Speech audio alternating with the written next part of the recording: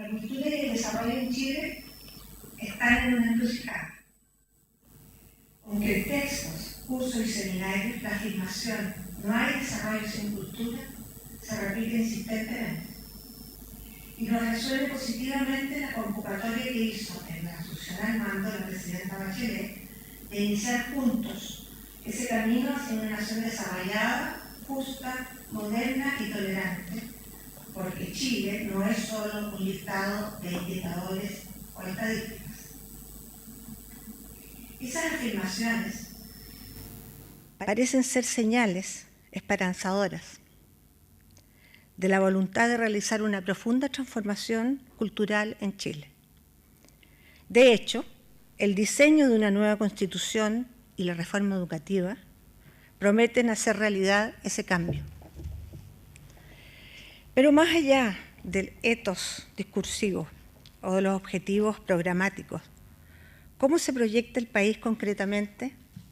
¿Cómo podemos nosotros, profesionales, académicos, gestores, mediadores o productores culturales y artistas, trabajar para hacer realidad la apuesta de cultura y desarrollo? ¿Y qué entendemos por cultura? ¿Qué desarrollo queremos? Bueno, si habláramos simplemente de cultura, es nuestro modo de ser y de hacer las cosas.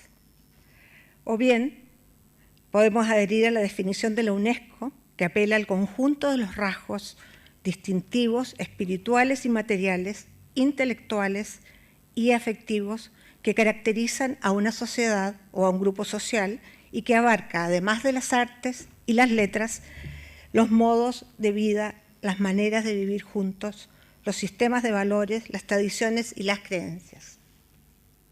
Entonces, si todo lo nuestro es cultura, ¿cómo visualizamos un país desarrollado culturalmente en todos sus ámbitos? ¿Cómo logramos desarrollo cultural a través de las políticas de educación, salud, vivienda, ciencia, tecnología e innovación, medio ambiente, derechos humanos, equidad de género? ¿Qué nuevos caminos culturales abrir para hacer compatibles libertad y equidad,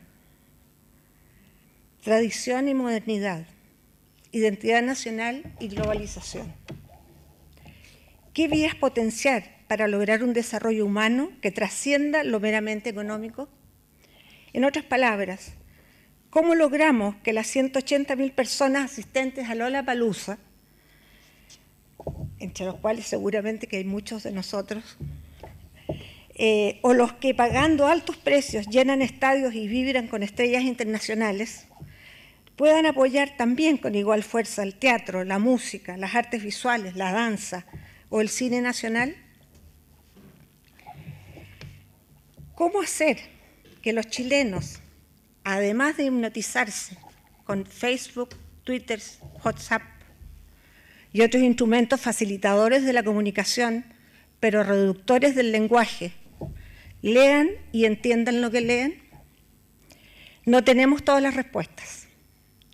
Los invito a construirlas colectivamente. Por mi parte, intentaré aquí hacer algunas reflexiones para contribuir, aunque sea en una mínima proporción, a esa inmensa tarea. Verdades, cifras y trampas, el título. A estas alturas está claro que ya no podemos autoengañarnos y entender el desarrollo solo como producto geográfico bruto, ingreso per cápita, productividad, bienestar material o crecimiento económico.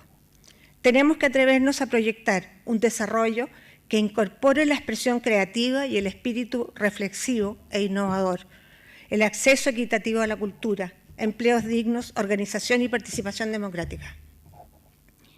Y en este sentido, justamente, se ha acrecentado la preocupación mundial respecto a la forma en que los países se están desarrollando. La desigualdad de los ingresos y la pobreza aparecen como rasgos alarmantes en muchas naciones desarrolladas. Por cierto, también en las subdesarrolladas, eufemísticamente llamadas en desarrollo, e incluso en países de ingreso medio como el nuestro. Organismos como el Banco Mundial advierten que desde el año 2000 los países en desarrollo y las economías emergentes, como Chile, han crecido sustancialmente más rápido que los de altos ingresos, pero paradójicamente no han solucionado los problemas de inequidad. Lo que ocurre es que las naciones que llegan a un cierto nivel de crecimiento suelen quedar estancadas si no hacen el esfuerzo de mejorar la educación, la investigación, el desarrollo, la infraestructura física por medio de una estrecha colaboración público-privada, dice el Banco Mundial. Aunque, como en otros documentos de instituciones internacionales, la cultura no se menciona como prioridad, en el estudio del Banco Mundial debemos suponer que se está incluyendo implícitamente en esas propuestas, porque ya existe un consenso básico en que las nuevas formas de medir el desarrollo incluyen las percepciones de bienestar, felicidad y calidad de vida de la población, que son aspectos subjetivos y simbólicos, es decir, culturales. En esta línea ha trabajado también la Organización de Cooperación y Desarrollo Económico, OCDE, y los premios Nobel de Economía Joseph Stiglitz, Amartya Sen y otros que proponen un giro en la visión del desarrollo, desde un sistema de medidas orientadas a la producción a uno enfocado en el bienestar de las generaciones presentes y futuras. En Chile, el Informe de Desarrollo Humano del PNUD de 2012 complejizó, por su parte, el concepto de desarrollo, incorporando las percepciones, aspiraciones y visiones de los ciudadanos sobre su vida y la de la colectividad, y concluyó que Chile debe repensarse desde el bienestar subjetivo de las personas, la calidad de los recursos humanos y su capital cultural. Justamente esa sería la fórmula para salir de la encrucijada y escapar de la llamada trampa del ingreso medio, que frena el desarrollo según los especialistas. La realidad y las cifras actuales muestran que Chile está en un periodo de transición, peligroso pero desafiante, en que un crecimiento que ha bordeado el 6% y que va a la baja, y un ingreso promedio de $18.000 per cápita, esconden el infame y vergonzante récord de mantener la peor distribución del ingreso de Latinoamérica y de los países pertenecientes a la OCDE. Este ranking desenmascara nuestra precariedad, esa que nos puede hacer caer en la trampa, por muy inmersos que estemos en un mundo globalizado, donde imperan revolucionarias tecnologías de la información, nuevos modos de producción, distribución y consumo, y países cada vez más interdependientes, con un flujo acelerado de productos industriales, servicios y bienes culturales, inversiones, ideas, en una sociedad de redes, como dice Manuel Castells. De las palabras a los hechos. Se puede afirmar que a partir de la recuperación de la democracia, los gobiernos han ejecutado sucesivos programas de continuidad de cambio, con diferentes énfasis y con altibajos respecto a los resultados logrados en cuanto a transformaciones culturales y sociales. Todos los gobiernos han declarado entre sus objetivos el mejorar la calidad de vida de la población, superar la pobreza, la desigualdad y las diversas formas de discriminación y exclusión. En el marco de un modelo de desarrollo económico neoliberal, se han aplicado algunas reformas tendientes al perfeccionamiento del capital humano necesario para el proceso de modernización y para conseguir una mayor igualdad de oportunidades. Sin embargo, no se ha logrado pleno éxito en este afán. Y una de las razones del tropiezo es que en la elaboración, en la ejecución, en los diagnósticos y evaluaciones de las políticas, se siguen anteponiendo los indicadores cuantitativos y no la calidad del desarrollo. Mientras tanto, en el movimiento social, la conciencia de los derechos, expectativas, las demandas y las necesidades aumentan, se diversifican y se complejizan. Ya desde la década del 90, en las cumbres de desarrollo social, los ministros de Cultura y diversos organismos internacionales, como la UNESCO, han venido insistiendo en la necesidad de establecer grandes orientaciones culturales como base y fundamento del desarrollo social y de la calidad de vida de las personas. La última resolución de las Naciones Unidas sobre Cultura y Desarrollo, de diciembre recién pasado, lo reconoce. Afirma que la cultura es a la vez un catalizador, un motor de desarrollo sustentable y un factor importante de la educación de calidad. Expresa: en los últimos años ha ido creciendo a nivel local, nacional e internacional la conciencia del papel que desempeña la cultura en las economías de los países en desarrollo.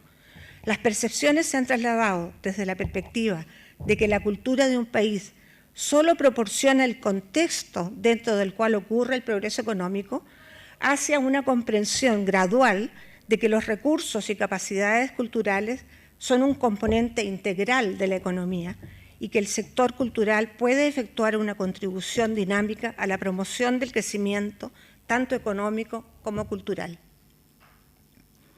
Lo han expuesto también políticos e intelectuales chilenos, como el expresidente Ricardo Lagos, por ejemplo, en un documento, en un libro recién publicado hace un año por el Consejo de la Cultura, que dice que promueve el efectivo y estable mejoramiento no solo de las condiciones materiales de vida de las personas, sino también de aquellas que dicen relación con la calidad y la digna prolongación de la vida y con el acceso y goce de los bienes de carácter simbólico que provienen de la creación y difusión de las artes y del cuidado y disponibilidad e incremento del patrimonio cultural.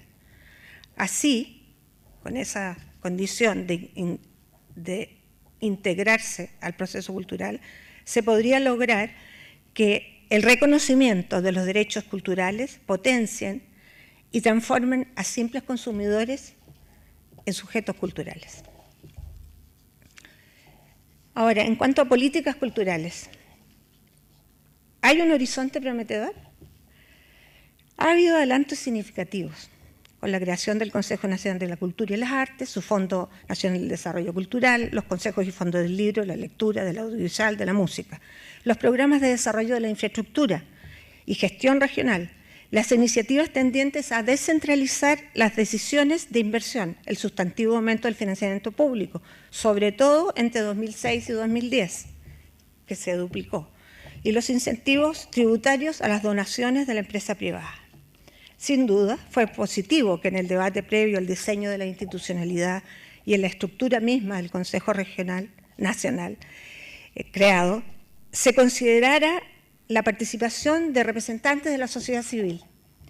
Progresivamente también se fue comprendiendo que en las políticas y programas era necesario incorporar la diversidad y la heterogénea realidad del ámbito cultural, un espacio donde creadores y públicos actúan más cerca o más lejos del mercado, con recursos básicos o con tecnologías avanzadas, en circuitos comerciales o informales, con una búsqueda de la identidad o de la interacción con movimientos internacionales. Esa ampliación de la mirada en cuanto a políticas públicas sobre las políticas culturales y las muy buenas intenciones manifestadas durante más de 20 años no han posibilitado aún que todos los habitantes del país se integren al proceso. Los pueblos originarios, los jóvenes, las mujeres, los sectores más marginales, los inmigrantes, aún esperan una mayor equidad en el ejercicio de sus derechos culturales. Desde el punto de vista institucional, la opción chilena por un Consejo de la Cultura y las Artes, colegiado y participativo, fue legítima, ya que respondió a unas demandas y problemáticas expresadas en un contexto histórico determinado, de recuperación de las libertades y los derechos básicos. Pero luego de una década de existencia, este organismo se ha visto algo maniatado, al no tener un poder real de conducir políticas articuladas intersectorialmente y de coordinar con eficiencia y eficacia la compleja y heterogénea realidad legislativa, financiera y administrativa existente en este ámbito. Es cierto que se ha querido impulsar una transformación desde unas políticas culturales de gobierno a una política cultural de Estado, que garantice la estabilidad y la independencia respecto a los vaivenes políticos. Pero también ha persistido a ratos la tentación cortoplacista del activismo cultural y de una proliferación de eventos postergando las estrategias transformadoras y de impacto a mediano y largo plazo.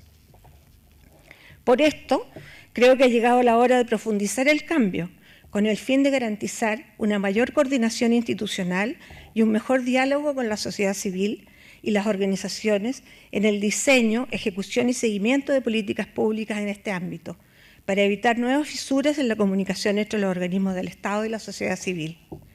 En este sentido, es esperable que el Ministerio de la Cultura y Patrimonio, que reemplazará al Consejo Nacional luego de una reformulación del proyecto de ley por el actual gobierno, abra mejores expectativas y perspectivas, y responda a las grandes preguntas en relación a la cultura y el desarrollo y garantice un cambio validado socialmente.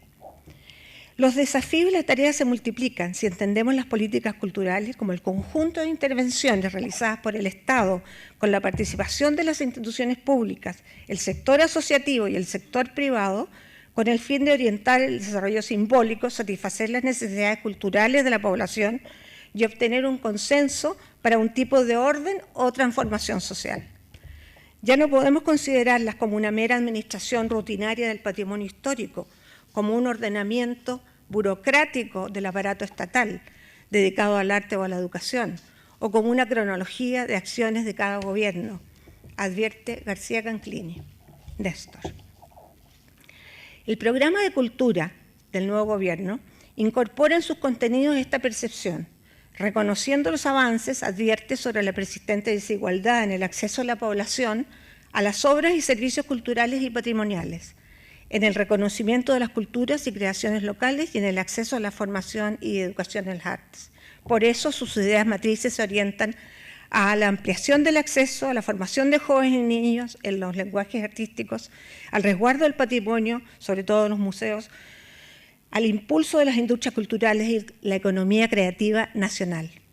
Lo más significativo y novedoso parece ser, por su efecto democratizador, el apoyo que espera hacer para la industria cultural de las comunicaciones, donde la intención del gobierno es incorporar el Consejo Nacional de Televisión al Ministerio de Cultura y Patrimonio, ampliando sus atribuciones, manteniendo su rol regulador y enfatizando el fomento de la calidad de la producción televisiva.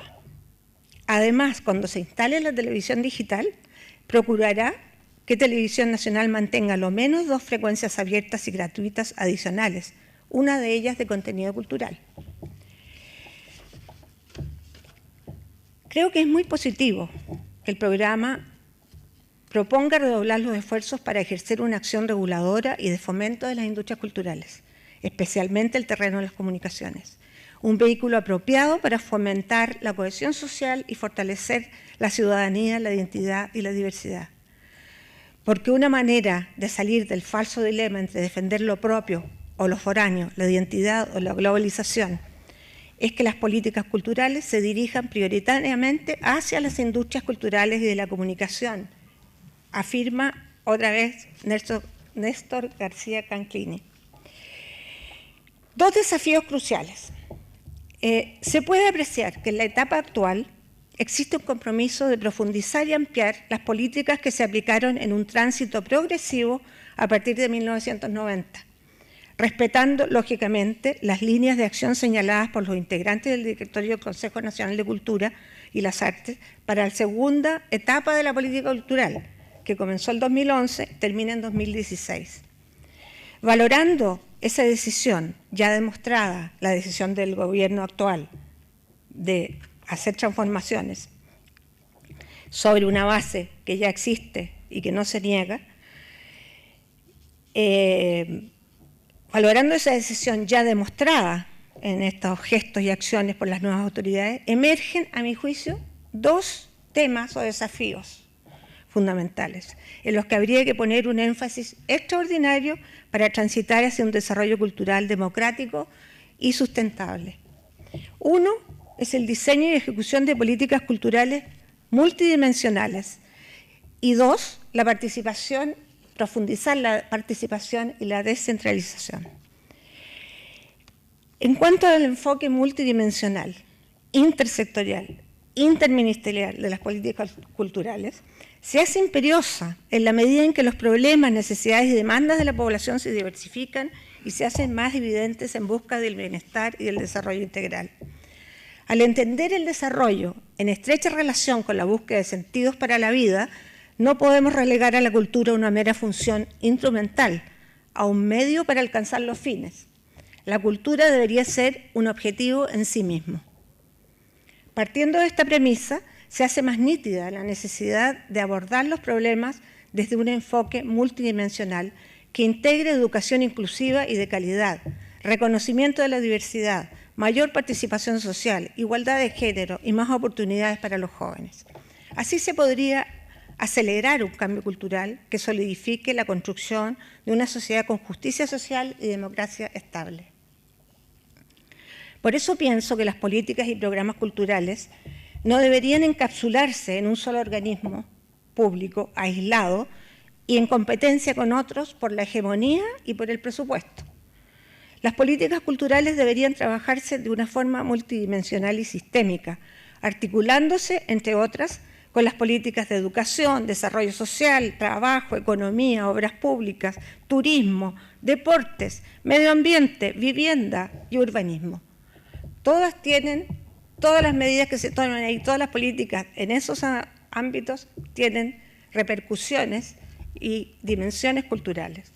Para lograr esa difícil articulación, sin embargo, en el proceso de diseño, ejecución y evaluación de políticas públicas en esas áreas deberían participar también representantes del Ministerio de Cultura, resguardando allí, en esos consejos o comités o interministeriales, resguardando que se consideren las implicancias culturales de cada una de esas políticas sectoriales.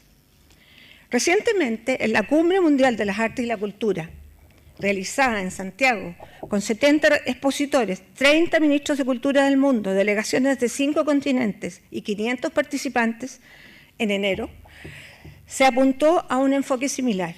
Se analizó el rol del Estado como facilitador, mediador y promotor de la cultura y el desarrollo desde diversas dimensiones y se propuso aguzar la mirada para poder establecer políticas consistentes, estableciendo un nuevo trato entre el Estado, los mercados y las agencias creativas en medio de un mundo que pasa por tiempos críticos.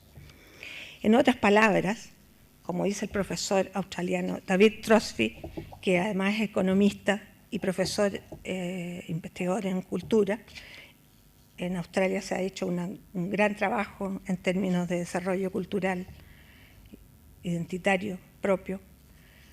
El profesor australiano, en otras palabras, dice: el proceso de desarrollo cultural y el establecimiento de políticas y programas adecuados a nivel estatal debe ser visto en términos holísticos, donde los sistemas económico, social, ambiental y cultural no estén separados, ni funcionan en forma aislada uno de otro, sino que están integrados e interconectados.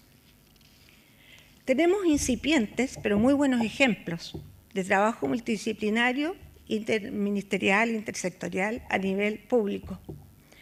Desde luego en el programa Chile Crece Contigo, que impulsó la presidenta Bachelet en su primer mandato, articulando los esfuerzos de los ministerios de Educación y Salud, o en lo logrado por el CERNAM, con un trabajo persistente que se proyectará con mayor peso ahora con el Ministerio de la Mujer, que se va a crear, para incorporar en el mandato y en la práctica de todas las instituciones estatales el fomento de la igualdad de oportunidades de participación de hombres y mujeres a través de programas conjuntos.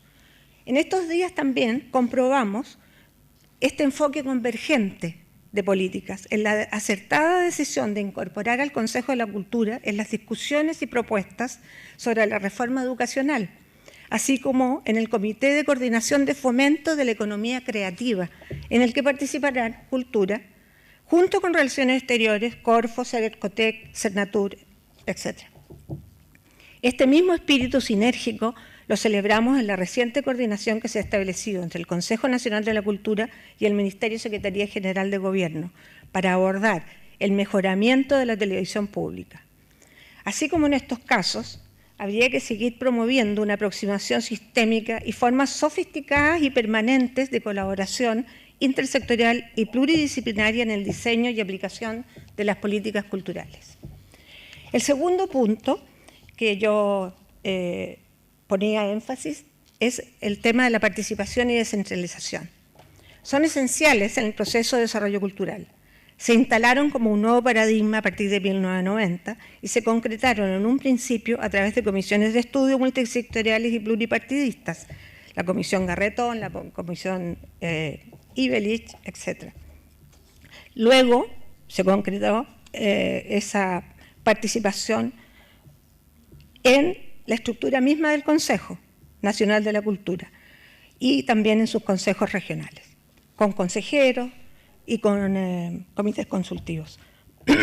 Sin embargo, a estas alturas se abre una nueva etapa donde la participación de la comunidad y el diálogo social pienso yo, debería pasar a primer plano, procurando siempre mantener un equilibrio entre la democracia participativa y la democracia representativa e institucional. En un mundo donde lo global y lo local interactúan, en medio de la llamada globalización, los movimientos ciudadanos reivindican sus derechos y exigen la satisfacción no solo de necesidades materiales, sino también culturales y espirituales. La respuesta a este cambio vertiginoso no puede ser otra que abrir más vías institucionales habilitadas para la participación.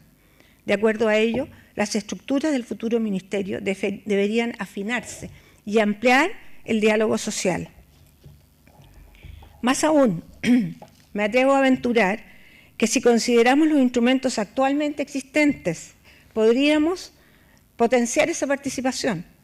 Bastaría con aplicar concienzudamente la Ley 20.500 sobre asociaciones y participación ciudadana en la gestión pública, de febrero de 2011. Este cuerpo legal, luego de 7 años de discusión parlamentaria y escasa aplicación posterior, indica que el Estado reconoce a las personas el derecho de participar en sus políticas, planes, programas y acciones. Advierte que la administración pública debe garantizar este derecho a través de canales adecuados, entregar información relevante acerca de sus políticas, además de dar cuenta pública participativa a la ciudadanía de la gestión de sus políticas, planes, programas, acciones y de su ejecución presupuestaria, entre otras cosas que indica la ley. En consecuencia, no solo el nuevo Ministerio de Cultura en ciernes, sino que cada órgano estatal vigente está obligado actualmente y por mandato legal a garantizar la participación ciudadana a nivel local, regional y nacional, a través de consultas ciudadanas o consejos de la sociedad civil conformados de manera diversa, comillas, representativa y pluralista, como dice la ley. Otra cosa es que se cumpla. Bueno, ahora para finalizar, espero no cansarlos demasiado. Salir de la encrucijada. En conclusión, pienso que para lograr un desarrollo cultural y una democracia participativa en Chile, que enfrente la encrucijada en que estamos y que entienda la cultura como cimiento y pilar del desarrollo y no como un apéndice complementario, será necesario cumplir ciertos requisitos. Me atrevo a reiterar algunos. Diseñar políticas culturales con una visión interministerial, multisectorial, interdisciplinaria. Articular la democratización cultural, donde predomina la extensión y la difusión, con la democracia cultural, donde predomina la participación.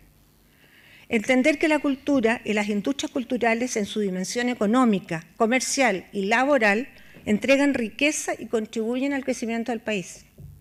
Fortalecer una educación que fomente la creación, el acceso a los lenguajes del arte y conduzca a la ampliación de los públicos, además de dar mayor protagonismo a los pueblos originarios, las mujeres y los jóvenes. Reforzar las nuevas relaciones entre el Estado, el sector privado y la sociedad civil en la elaboración, gestión y evaluación de las políticas culturales para el desarrollo. Y crear sinergias en las regiones y comunas para que sean motores de desarrollo cultural. Por otra parte, por cierto, habría que respetar y hacer cumplir las recomendaciones y normas que Chile, como Estado miembro de la Organización de las Naciones Unidas y de la UNESCO, ha aprobado y ratificado.